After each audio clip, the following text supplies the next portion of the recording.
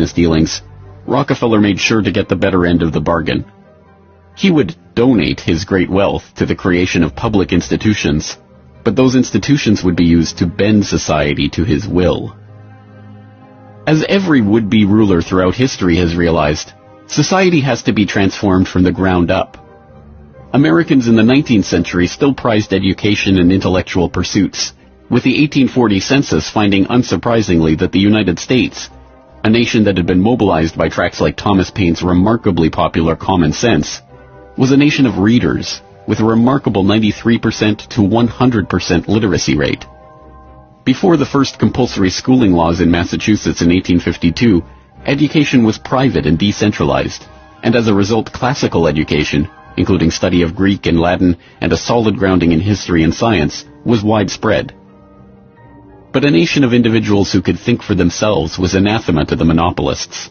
The oligarchs needed a mass of obedient workers, an entire class of people whose intellect was developed just enough to prepare them for lives of drudgery in a factory.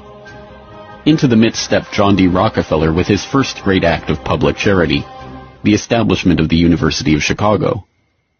He was aided in this task by Frederick Taylor Gates, a Baptist minister that Rockefeller befriended in 1889 and who would go on to be John D.'s most trusted philanthropic advisor.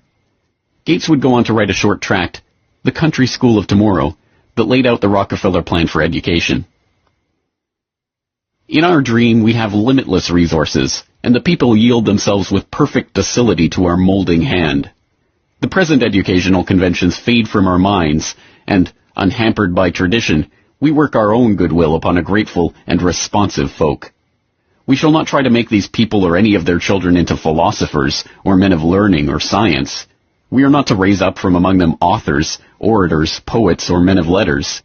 We shall not search for embryo great artists, painters, musicians, nor will we cherish even the humbler ambition to raise up from among them lawyers, doctors, preachers, politicians, statesmen, of whom we now have ample supply. Although Rockefeller's resources weren't exactly limitless, they might as well have been. In 1902, he established the General Education Board to help implement Gates's vision for the Country School of Tomorrow with a staggering $180 million endowment. The Rockefeller influence on education was felt almost immediately, and it was amplified by help from fellow monopolists of the era who were approaching the topic of philanthropy from the same angle. Although best known as a steel magnate, Andrew Carnegie's fortune started on the railroads transporting Rockefeller's Standard Oil around the country, and was greatly magnified by a lucrative investment in property near Oil Creek that provided steady, profitable oil sales. In 1905, he established the Carnegie Foundation for the Advancement of Teaching, a tax-free foundation through which Carnegie and his appointees could direct the development of the education system in the United States and, eventually, worldwide. In 1910, Rockefeller followed suit by establishing the Rockefeller Foundation, which became the tax-free umbrella organization for his philanthropic ambitions. As the Reese Committee, a congressional investigation into the activities of these tax-free foundations in the 1950s, discovered, it wasn't long before Carnegie's endowment approached Rockefeller's foundation with a proposal to cooperate on their shared desire to transform the American education system in their own image. Norman Dodd, the director of research for the congressional committee who was granted access to the Carnegie Endowment's board minutes, explains. So they approach the Rockefeller Foundation with the suggestion that that portion of education which could be considered domestic be handled by the Rockefeller Foundation, and that portion which is international should be handled by the endowment. And they then decide that the key to the success of these two operations lay in an alteration in the teaching of American history.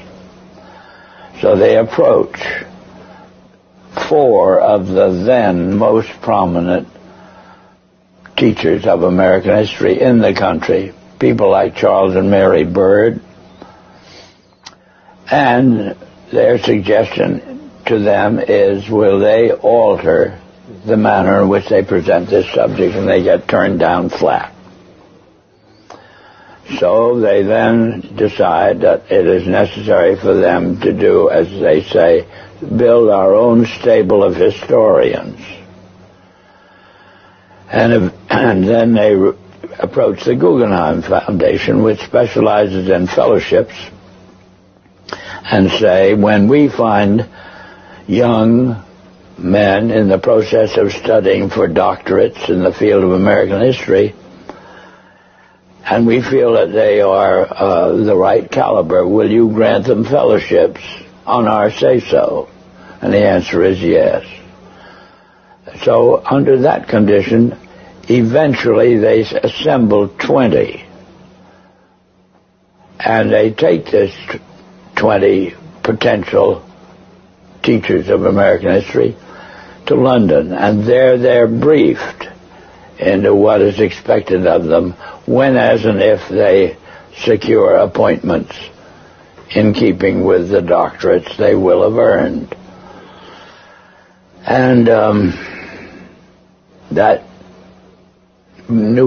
group of 20 historians ultimately becomes the nucleus of the American Historical Association.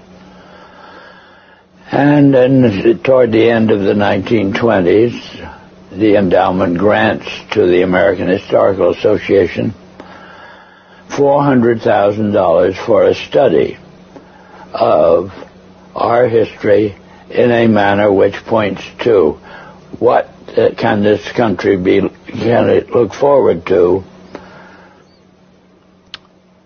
in the future. And that culminates in a 7-volume study,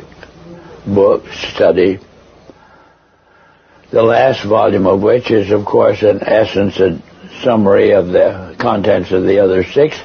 And the essence of the last volume is the future of this country belongs to collectivism administered with characteristic American efficiency.